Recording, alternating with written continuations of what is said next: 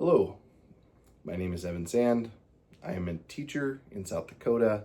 I am also a current graduate student at the University of South Dakota, and I'm going to be talking to you today about my research into self-reflection and its correlation with teacher efficacy. This is M2. M2 is a intelligent co-teacher from Swivel. It is absolutely vital in my research.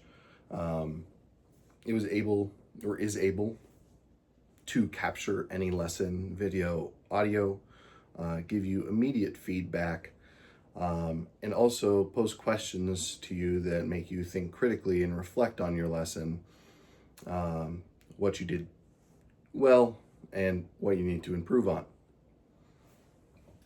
It is not the doing that is important, but the thinking about the doing. We often get stuck in a rut between what we say, which we think about as educators all the time. What did I say? Did it positively affect students? Did it negatively affect students? Am I constantly questioning the education process? It's all about wanting best for students. Oftentimes as educators, we get stuck kind of saying to ourselves that we'll change one thing after a lesson in the next period, but we don't ever often hold ourselves accountable for doing that. So self-reflection is one of those key aspects, meaningful self-reflection, to improving teacher efficacy and our confidence in our ability as instructional leaders. So John Hattie's research shows that self-reflection itself has a 0.75 effect size. The average effect size of student learning in a year is 0.4. Now, 0.4 is good. It's an average year worth of growth for a student, but we want to push that boundary and give students the most optimal effect size of learning. So if self-reflection gives us almost double that, I asked myself initially, why? Just asking ourselves what we did wrong, how we can improve. Is that the only contributing factor for student growth? So I looked into another one of Hattie's effect size research in teacher efficacy. And I noticed that teacher efficacy, the ability to feel confident in what you're doing is actually working, also has a positive effect size on student learning. If those two are correlated, that would explain why the effect size is so great. So what I did was I had a couple of key documents. The first one was my pre-post survey for the research project. On a scale of 1 to 10, how confident did I feel in instructional strategies, in classroom management, and in student engagement? Now, all three of these, I have been teaching for about 5 years. I feel pretty confident in myself. I think that on average, I'm an average teacher. So I put down about a 6.7 for instructional strategy, or a 5.10 for instructional strategies, 5.8 for classroom management, and a 4.9 for student engagement. It is so hard to get students engaged nowadays.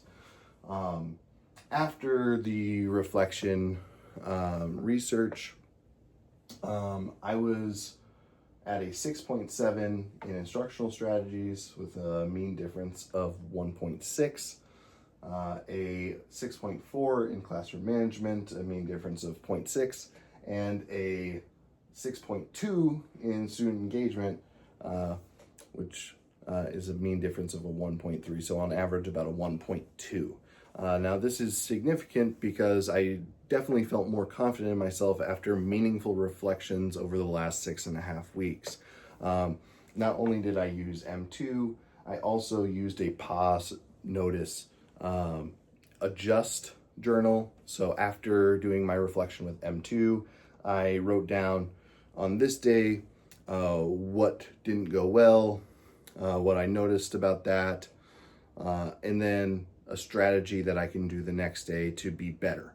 Now, oftentimes this came in correspondence with a peer teacher who I talked to about what I noticed.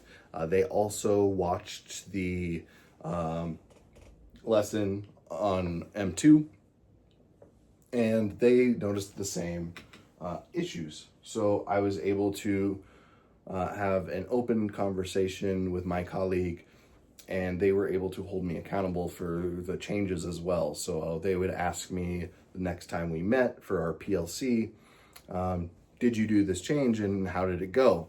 And I was able to get not only my self-reflection, but also able to have an accountability partner that allowed me to talk out ideas and results of the adjustments. Now, I also was interested in how it affected my students. Initially on a exit ticket, students got a 62% correct on a claim evidence assessment. So they were supposed to identify a claim and the evidence that would support that claim. So it was a matching exit ticket. And the second time we did the same exit ticket after the reflection research, it showed that students had grown by about 6 percentage points. So there was positive growth in student learning after just 6.5 weeks. I also noticed that their samples for their thesis statements improved from a 2.4 out of 4 to a 2.7 out of 4. So there was also growth in their thesis statements. Now, I think that this research could be improved upon. I'm still going to continue it for the next 2.5 weeks before holiday break. But I think that there is really something to be said about how we think about what we've done in a lesson and the actions we take afterwards. It's not just about saying, oh, I think I could have done that better, I'm going to do this later. It's about being purposeful of what we are reflecting on. And that does take a little extra time than just saying, I'm going to try this. So I'm interested to see what the results of the further research is. And if you have any thoughts, comments about how you self-reflect as a teacher, or if you have a strategy that really works for you and makes you feel more confident as an educator, let me know in the comments.